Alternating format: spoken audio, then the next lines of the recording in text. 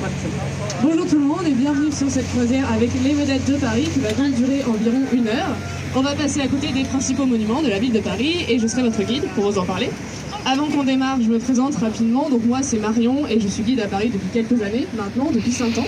Donc on va parler de certaines histoires et de certaines anecdotes lors de cette croisière.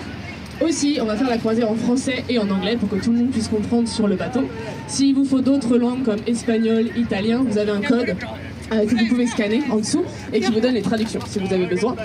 Aussi, au niveau du dessous, vous avez des toilettes qui restent ouvertes tout le long de la croisière si vous voulez les utiliser, ou un bar également si vous voulez quelque chose à boire ou à manger.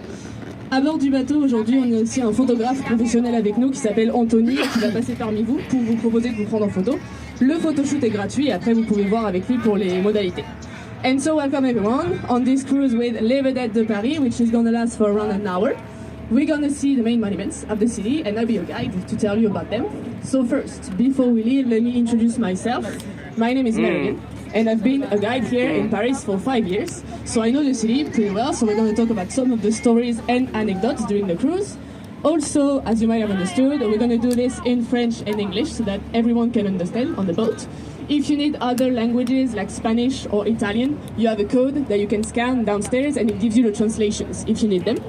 Also, downstairs you have bathrooms that stay open for the whole cruise if you need to use them, and a bar as well if you need something to drink or to eat. Aboard today we have a photographer with us, a professional photographer, Anthony, so he's going to go around you guys to ask if you want to get your pictures taken. The photo shoot is free and then you sit with him for further information.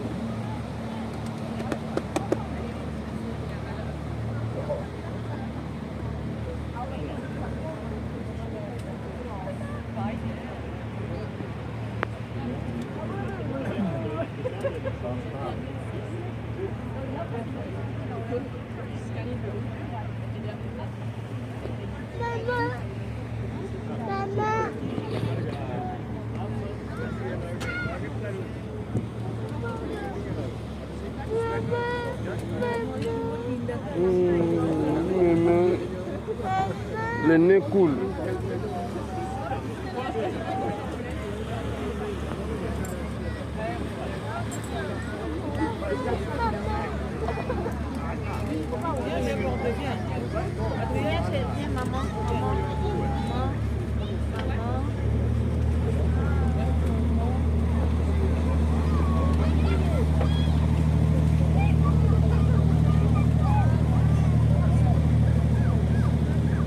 Comme vous pouvez le constater, on commence cette croisière à côté du monument le plus célèbre de Paris, la Tour Eiffel.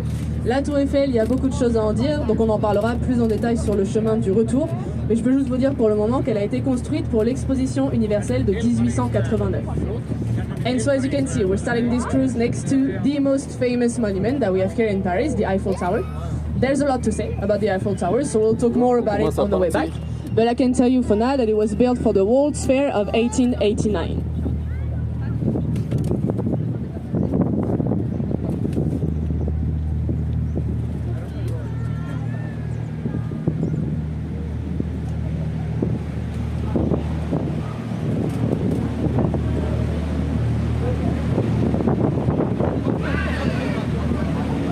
Tu mets les manteaux, hein, tu as froid.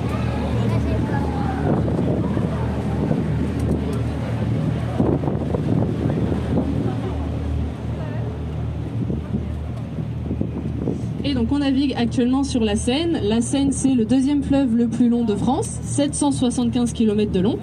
La Seine, elle prend ses sources à l'est de la France et elle s'écoule dans la Manche, entre la France et l'Angleterre. Et la Seine a toujours joué un rôle essentiel dans l'histoire de Paris, puisque Paris est né sur 2 îles qu'on va voir un peu plus loin, l'île de la Cité et l'île Saint-Louis, au 1er siècle avant Jésus-Christ. À cette époque, la Seine jouait déjà le rôle d'une frontière naturelle et protectrice autour de ces 2 îles. On a ensuite beaucoup utilisé le fleuve pour le transport de marchandises et de population au fil des siècles, ce qui a aidé la ville de Paris à prospérer économiquement. C'est pour ça qu'aujourd'hui, les armes de Paris, c'est un bateau, en hommage au rôle que la Seine a joué dans l'histoire de la ville. And so now, we are cruising on the river, la Seine. This river, it is the second longest river in France, 775 kilometers long. The river starts in the east of the country and it ends in the sea channel between France and England. And so the river has always played an essential part in the history of Paris. because the city of Paris was born on two islands that we're going to see later, the City Island and the St. Louis Island, back in the 1st century before Christ. And so back then, the river played the part of a natural and protective border around those islands. So then we used it a lot for a transportation of merchandise and population through the history of the city. So it helped Paris prosper economically a lot. That's why the coat of arms, the emblem of Paris today, it's a boat. It is an homage to the role that the river has played in the history of the city.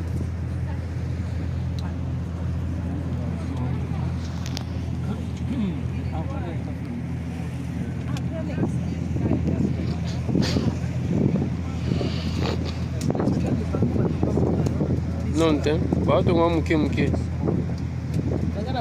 Yes. Zika kawana.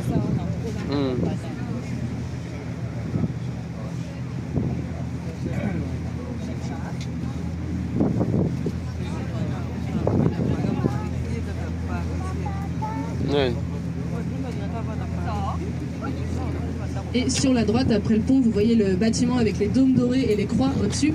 C'est l'église russe orthodoxe de Paris, donc un monument relativement récent puisqu'elle a été terminée en 2007, donc il y a seulement quelques années, à côté de la Tour Eiffel.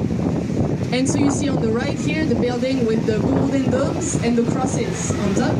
It is the Russian Orthodox Church that we have here in Paris, so it's a pretty recent monument. It was finished in 2016, so only a few years ago, right next to the Eiffel Tower.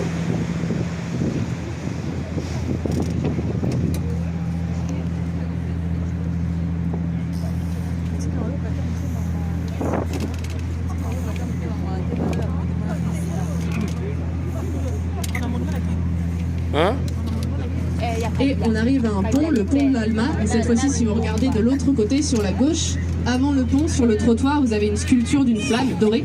C'est une copie de la flamme que tient la Statue de la Liberté à New York. And so now you see we're getting to a bridge, the Alma Bridge. So if you look on the other side, on the left, this time, before the bridge on the sidewalk, you see the sculpture of a golden flame coming up. This is a copy of the flame that the Statue of Liberty is holding in New York City. Parce que la Statue de la Liberté, c'était un cadeau de la France aux États-Unis en 1886 pour le 110e anniversaire de la Déclaration d'indépendance. Ensuite, la France a pris en charge les travaux de restauration sur la Statue de la Liberté et les États-Unis nous ont offert un cadeau de remerciement, une copie de la flamme qu'on a placée ici juste avant le pont de l'Alma. And so the Statue of Liberty, the one in New York, it was a gift from France to the US in 1886 for the 110-year anniversary of the Declaration of Independence. And so then years later, France took charge of the renovation works on the Statue of Liberty. So the US, they gave us a thank you gift, a copy of the flame that we put right there before the bridge.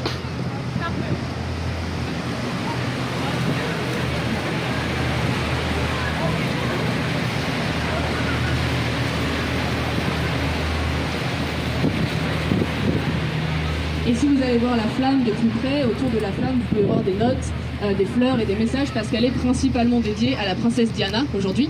C'est là-bas que la princesse Diana a eu son accident de voiture dans les années 90 dans le tunnel sous la flamme, donc elle lui est principalement dédiée aujourd'hui. If you go see the flame up close, around the flame you'll see lots of notes and flowers and messages because it's mostly dedicated to the Princess Diana today. That's where the Princess Diana had the car accident in the 90s in the tunnel under the flame, so it's mostly dedicated to her today.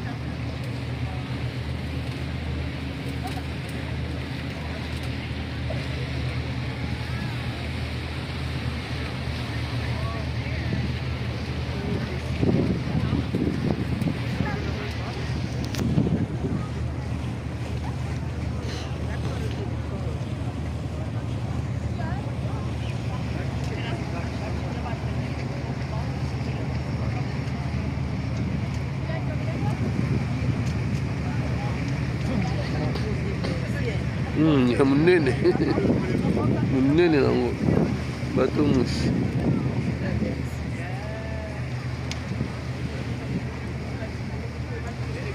Et sur la gauche, encore une fois, vous voyez le drapeau français qui flotte au-dessus des arbres sur le grand toit en verre qui arrive.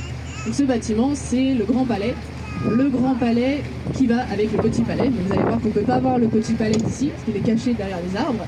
Ces deux bâtiments, le Grand et le Petit Palais, ont tous les deux été construits pour l'exposition universelle de 1900. Donc on a eu 5 expositions universelles à Paris qui nous ont laissé de magnifiques monuments qu'on peut toujours admirer principalement le long de la Seine. And so again, on the left side, here you see the French flag floating above the trees on the big glass roof building coming up.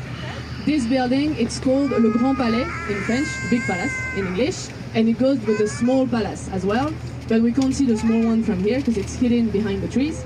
Those two buildings, they were built for the World's Fair of 1900. So we had 5 World's Fairs here in Paris, and they left us with a lot of beautiful monuments that we can still see, mostly along the river. Le Grand Palais, on l'utilise pour plusieurs choses différentes, mais c'est quand même principalement un musée. On a des expositions temporaires à l'intérieur du Grand Palais, mais on peut avoir des concerts, des fêtes foraines, une patinoire aussi l'hiver de temps en temps. En ce moment, le Grand Palais, il est fermé pour quelques années pour rénovation, puisqu'il le prépare pour 2024. 2024 qui va être une grande année pour Paris, puisqu'on accueille les Jeux Olympiques, et ils veulent utiliser le Grand Palais pour organiser l'escrime pendant les Jeux de 2024. And so the Big Palace, we use it for a lot of different things here in Paris, but it's mostly a museum. So we have temporary exhibitions inside, but we can have concerts, fairs, ice skating in the winter as well sometimes. And so right now the Big Palace is closed for a few years for renovations because they are preparing it for 2024. 2024, which is going to be a big year for Paris because we're hosting the Olympics here, and so they want to use this building to host the fencing during the 2024 Olympics.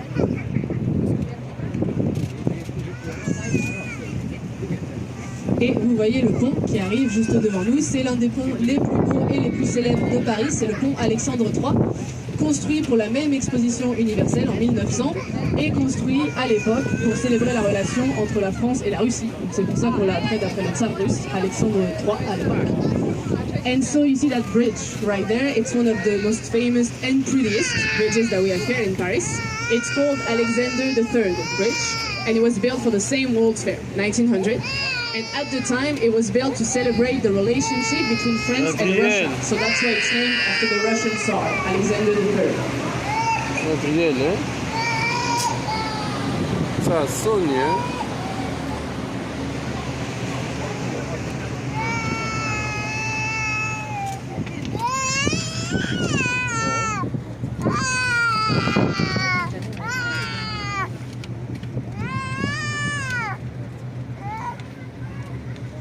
Et le pont qui arrive devant nous, c'est aussi un pont assez spécial dans l'histoire de Paris, c'est le pont de la Concorde. Le pont de la Concorde, c'est l'un des derniers endroits ici sur lequel on peut voir des vestiges de la prison de la Bastille. And so you see the next bridge coming up, also a pretty special one here in Paris. It's called Concord Bridge.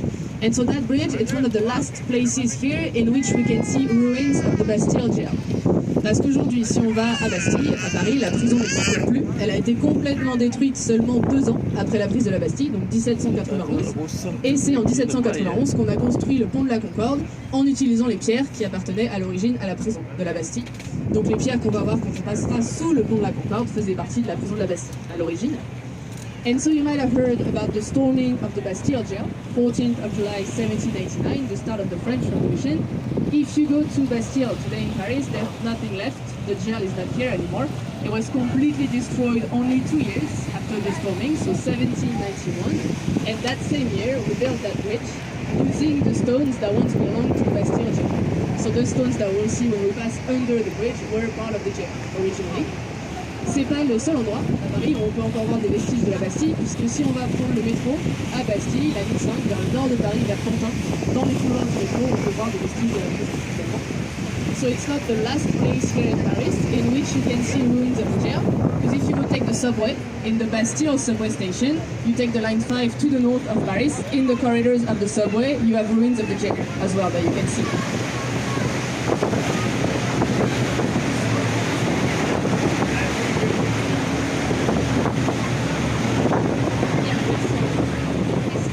Et le pont de la Concorde, il relie l'Assemblée nationale, qu'on a sur la droite, le bâtiment avec tous les drapeaux, à la place de la Concorde, qu'on voit sur la gauche avec l'obélisque égyptien, dont on parlera au retour.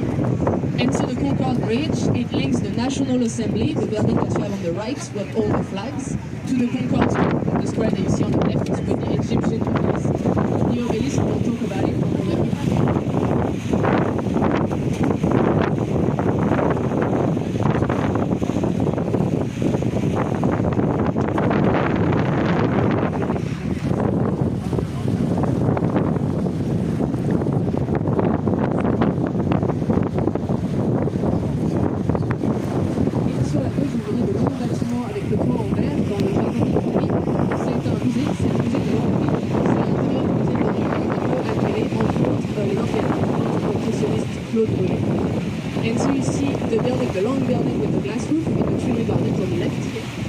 It's a museum. It's called the Orangerie Museum. So it's inside that one that you can see, among others, the water lilies by the Impressionist painter Claude Monet.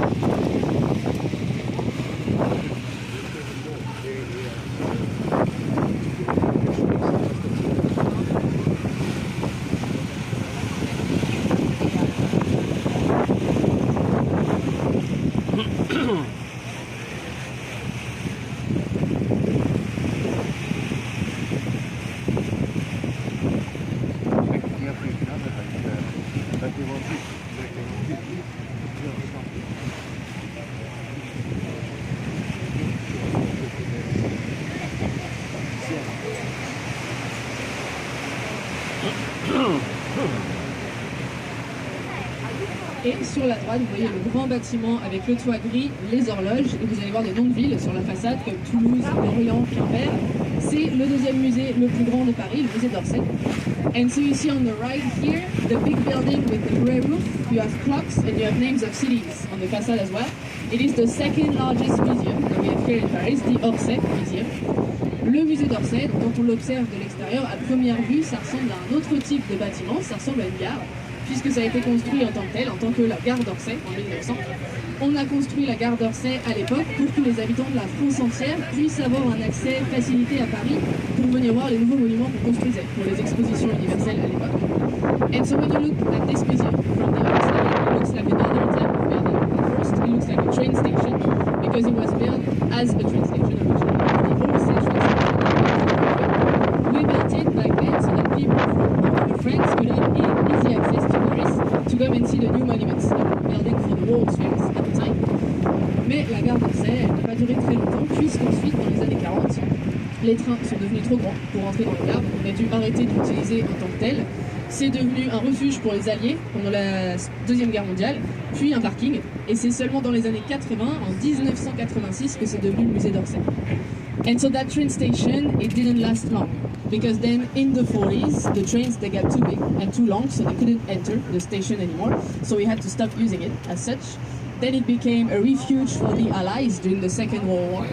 Then a parking lot at some point, and it's in the 80s, in 1986, that it became the Orsay Museum.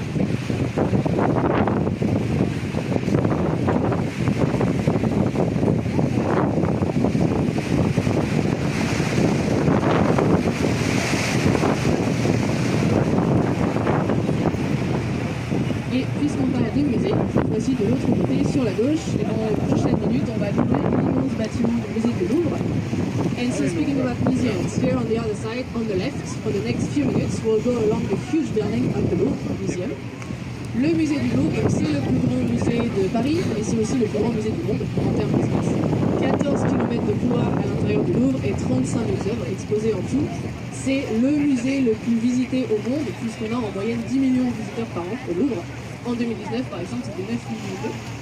And so the Louvre Museum, it is the biggest museum here in Paris, and it's also the biggest museum in the world in terms of space. 14 kilometers of corridors inside, and 35,000 works of art exposed in the Louvre. It is the most visited museum in the world because on average we have 10 million people going to the Louvre every year. In 2019 it was 9.2 million, for example.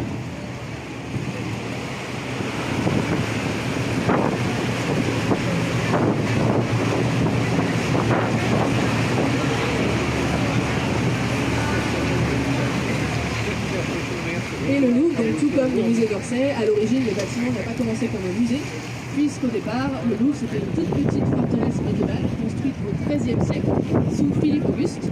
Philippe Auguste, un roi qui voulait simplement défendre la ville de Paris contre les pires ennemis à l'époque, les Anglais. Ensuite Charles V a emménagé dans la petite forteresse et il l'a transformé en palais royal. Donc le Louvre est devenu un palais royal jusqu'à la Révolution française, pendant des siècles. C'est pendant la Révolution, en 1793, que c'est devenu un musée pour la première fois. And so the Louvre, like the Orsay Museum, at first the building, it didn't start as a museum, because originally the Louvre was a small medieval fortress built in the 14th century under the king Philippe Auguste, a king at the time who just wanted to defend the city against our worst enemies, the British. And then in the 14th century, Charles V, he moved in the fortress and he turned it into a royal palace instead. So then the Louvre was a royal palace for centuries, all the way to the Revolution. It's during the French Revolution in 1789 century that it became a museum for the first time.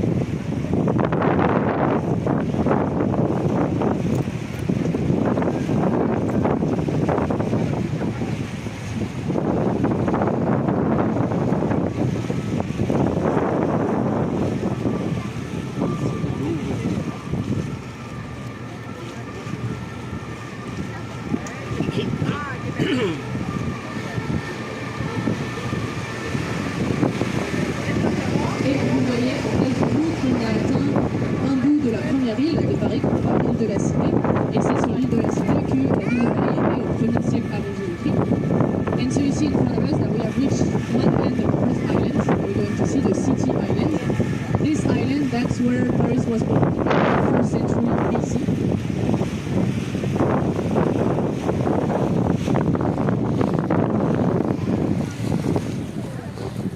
Et vous voyez le pont qui arrive juste devant nous, c'est le plus vieux pont de Paris.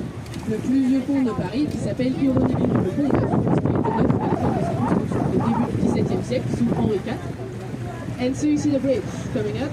It is the oldest bridge that we have here in Paris, ironically called Pont Neuf, which means new bridge, because it was new back when it was built at the beginning of the 17th century under Henry IV. Henri IV, vous allez l'apercevoir sur la gauche, c'est l'homme sur son cheval, c'est la statue du roi qui a fait construire ce pont. So Henry IV, you see him on the left here, the guy on the horse. So it's the statue of the king who built that bridge in the 17th century.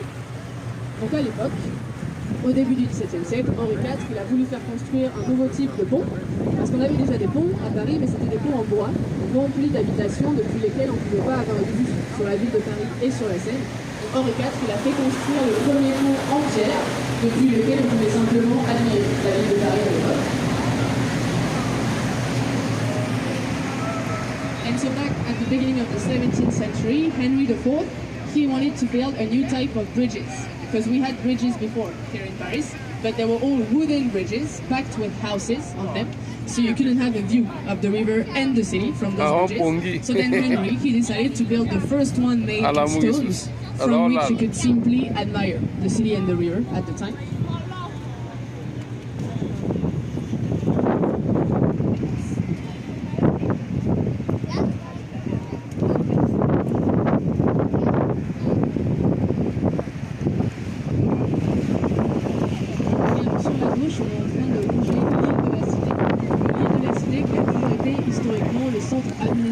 De Paris. C'est là que les rois vivaient avant d'emménager au Louvre. On verra leur palais de l'autre côté de l'île.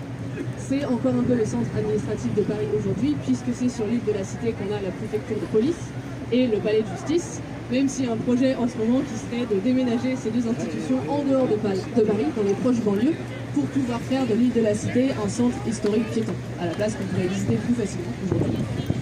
And so on the left here, we're going along the City Island. This island, it's always been historically the administrative center of Paris. That's where the kings were living before they moved to the Louvre. It's still the administrative center of Paris today, because that's on this island that we have the headquarters of the police and the Justice Palace as well. Even though right now there's a project going on, they want to move these institutions outside of Paris, in the suburbs, so that they could turn this island into a historical and pedestrian center instead in a few years, so that we could visit it more easily than today.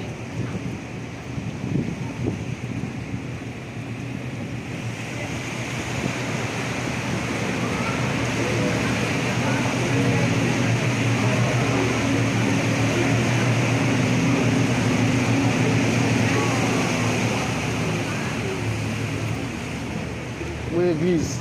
L'église qui a été brûlée là.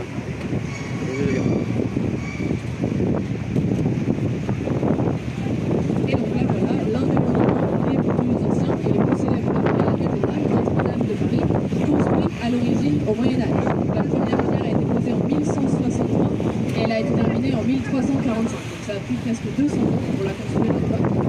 And so actually is one of the oldest and most famous monuments that we see, of course, the cathedral Notre-Dame de Paris, originally built in the Middle Ages. So they started building it in 1163 and it was finished in 1345. So it took almost 200 years to build back then.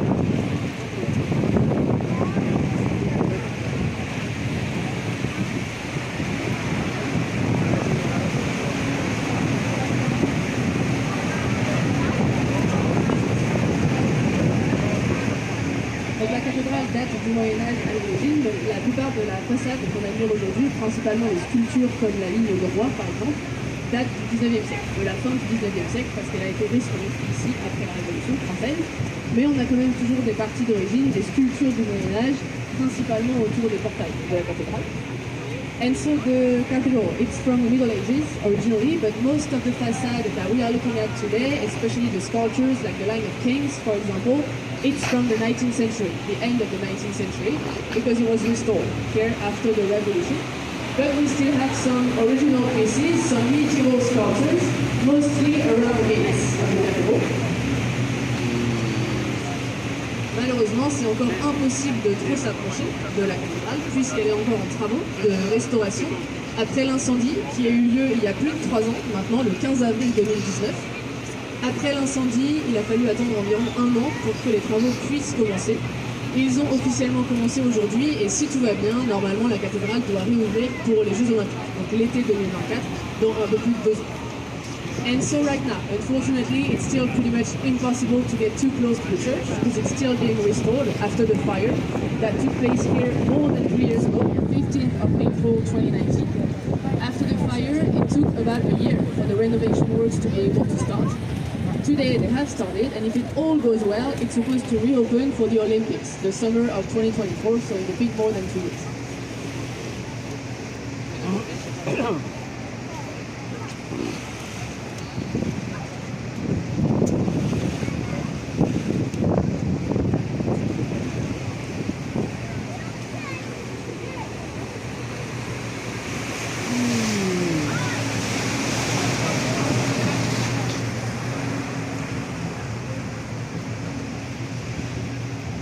Et comme vous le voyez, on a atteint l'autre bout de la première île, l'île de la Cité. Donc sur la gauche, vous voyez la deuxième île de Paris, l'île Saint-Louis, qu'on va également contourner pour retourner par la Tour Eiffel. And so you see now we've reached the other end of the first island, the City Island. So on the left, you see the second one, St. Louis Island.